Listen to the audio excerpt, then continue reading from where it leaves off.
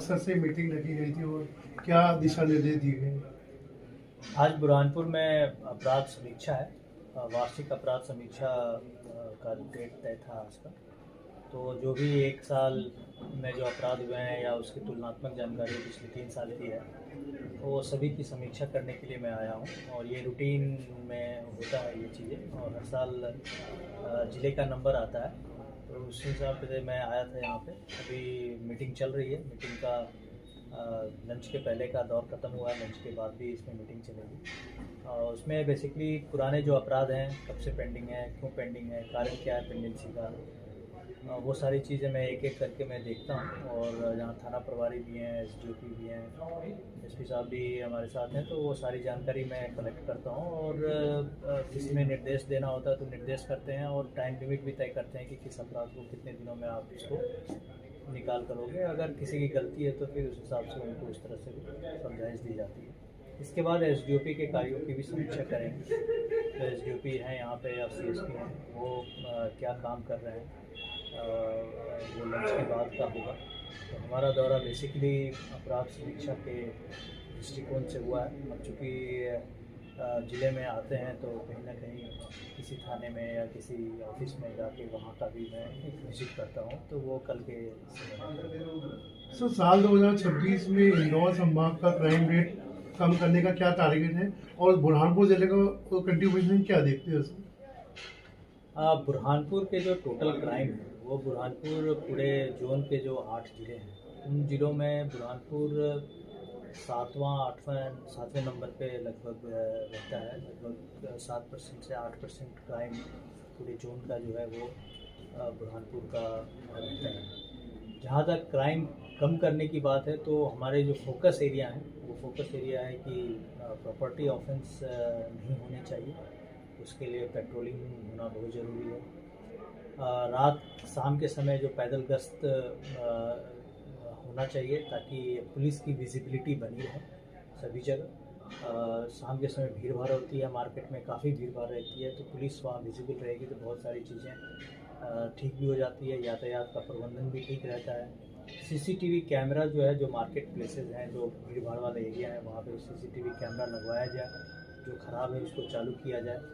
इन सब चीज़ों पे हम लोग विशेष रूप से ध्यान दे रहे हैं। अगर कोई क्राइम होता है, क्योंकि क्राइम तो ख़त्म नहीं हो सकता, कुछ ना कुछ तो क्राइम होगा, उस पर जो गंभीर क्राइम है उसको चिन्हित करते हैं, सज़ा उनको जल्दी से जल्दी मिले, इन्वेस्टिगेशन कंप्लीट हो, लापरवाही नहीं हो। इन सब चीज़ों पे हमारे निर्देश भी जारी हो रहे हैं। इन सब चीज़ पे हम विशेष रूप से ध्यान देते हैं। तो सिकलीगढ़ जो है अवैध काम करे पूरे संभाग में, तो उनको कंप्लीट रिहैब करने की कोई ठोस रणनीति है? ये अभी वैसी कोई रणनीति नहीं है, लेकिन सिकलीगढ़ के जो अपराधी हैं वो अगर देखा जाए तो पूरे संभाग में मुश्किल से 4 से 5% जो सिकलीगढ़ पॉपुलेशन है, जनसंख्या है, उस जनसंख्या में 5% 6% के आसपास ही वो लोग इसमें इन्वॉल्व हैं। और कई बार उसके लिए प्रयास भी किया गया है, उसको रोज़गार कैंप लगा के उनको मोटिवेट करने की कोशिश की गई, बढ़ाने की कोशिश किया गया, यहाँ पे भी कुछ कोशिश की गई है, लेकिन उसमें बहुत अधिक सफलता मिलती हुई नज़र नहीं आती, क्योंकि इसमें बहुत इजी मनी है, बहुत जल्दी उनको मिल जाता है। तो हमारा दोनों तरफ से प्रयास है कि उनको अगर कुछ कार्य जो चल रहे हैं उसमें चलें, और जो बदमाशी कर रहे हैं उसको इन्फोर्समेंट एजेंसी के द्वारा, विवेचना के द्वारा, न्यायालय के द्वारा जो सज़ा हो सकती है उनको सज़ा दिलवाई जाए, अधिक से अधिक समय तक वो जेल में रहे, ताकि इस तरह के अपराध निकल जाए। तो साइबर सेल को लेके काफी जनजागरण किया, जिसके नतीजे अब सामने देखने को मिल रहे हैं। इसी हफ्ते साइबर सेल ने लाखों रुपए पीड़ितों के होल्ड कराए, तो क्या अब और ऐसा कुछ रणनीति बनाई कि साइबर अपराध हो ही नहीं? साइबर अपराध बिल्कुल नहीं हो ऐसा पॉसिबल लगता नहीं है, क्योंकि ये बॉर्डरलेस क्राइम है, कोई ज़िले के बाउंड्री से सीमित नहीं रहता है। देश के किसी भी कोने में या विदेश से भी इस तरह के अपराध होते हैं। इसमें जन जागरूकता बहुत इम्पॉर्टेंट है, और जन जागरूकता के लिए पुलिस हमेशा पहल करते रहती है। अभी भी साइबर में हम लोगों ने बहुत ज़्यादा जन जागरूकता फैलाई, तो उसमें डिजिटल अरेस्ट जैसे मामले हैं वो बहुत कम हो गए हैं, अभी भी हो रहे हैं लेकिन बहुत कम हो गए हैं।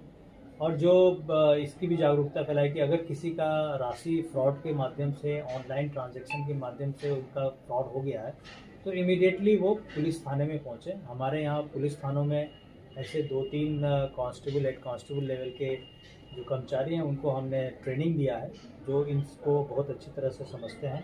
जितनी जल्दी आप केस कंप्लेंट दर्ज कराओगे, उतनी जल्दी हम राशि को होल्ड करा पाएंगे। और ये पिछले 1 साल से हमने इसमें पहल की थी और काफ़ी इसमें अच्छा इंकरेजिंग रिजल्ट भी आया है और इस पर ध्यान देने की सर, जरूरत है। बुरहानपुर की जेल की ज़मीन का कुछ परिवर्तन हुआ था? इसके बारे में मुझे कोई आइडिया नहीं है। जेल तो पुलिस विभाग में नहीं आता है, तो मैं कुछ